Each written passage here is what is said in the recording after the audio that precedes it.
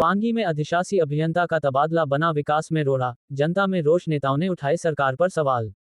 पांगी घाटी के लोगों के लंबे इंतजार के बाद भेजे गए अधिशासी अभियंता रवि भूषण का मात्र 18-19 दिनों में ही तबादला कर दिया गया है।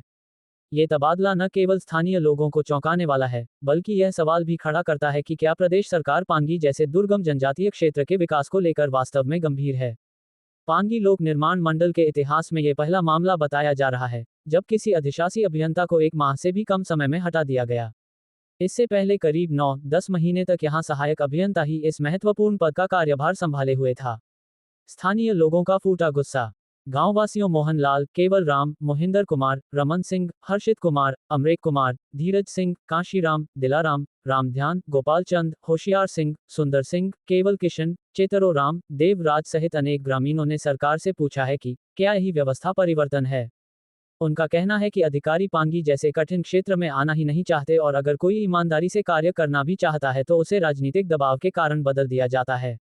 राजनीतिक खींचतान भी बनी कारण। सूत्रों का कहना है कि कांग्रेस के 2 गुटों में मतभेद था। एक गुट चाहता था कि सहायक अभियंता को ही कार्यभार सौंपा जाए, जबकि दूसरा गुट पांगी के समुचित विकास के लिए अधिशासी अभियंता की स्थायी नियुक्ति के पक्ष में था। नतीजतन अधिशासी अभियंता का स्थानांतरण हुआ और अब पद ही खाली पड़ा है। सच्चे जोत मार्ग पर भी असर। सच्चे जोत मार्ग को हल्के वाहनों के लिए खुले 1 महीना हो चुका है, लेकिन सड़क किनारे डंगे लगाने का कार्य रुका हुआ है क्योंकि अधिशासी अभियंता के अभाव में टेंडर प्रक्रिया शुरू नहीं हो पा रही है। इससे ये सवाल उठ रहा है कि क्या इस साल भी सच्चे जोत से बस सेवा शुरू हो पाएगी या नहीं। नेताओं की तीखी प्रतिक्रिया। सतीश शर्मा, सदस्य जनजातीय सलाहकार समिति पांगी, ने कहा, सरकार ने स्थायी अधिशासी अभियंता की नियुक्ति तो की थी, लेकिन उनकी कोई निजी मजबूरी रही होगी जिस कारण उन्होंने स्थानांतरण करवा लिया। सरकार से आग्रह किया गया है कि जल्द से जल्द नए अधिकारी की नियुक्ति की जाए ताकि विकास कार्य प्रभावित न हो। इस बाबत मुख्यमंत्री और लोक निर्माण मंत्री को पत्राचार किया गया है। सतीश राणा, अध्यक्ष भाजपा मंडल पांगी, ने सरकार को आड़े हाथों लेते हुए कहा, ये व्यवस्था परिवर्तन नहीं बल्कि जनता के साथ छलावा है।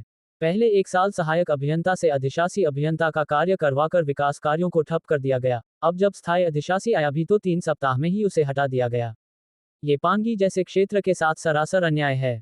इस विषय में जब अधीक्षण अभियंता चंबा से संपर्क करने का प्रयास किया गया तो उनका मोबाइल स्विच ऑफ मिला।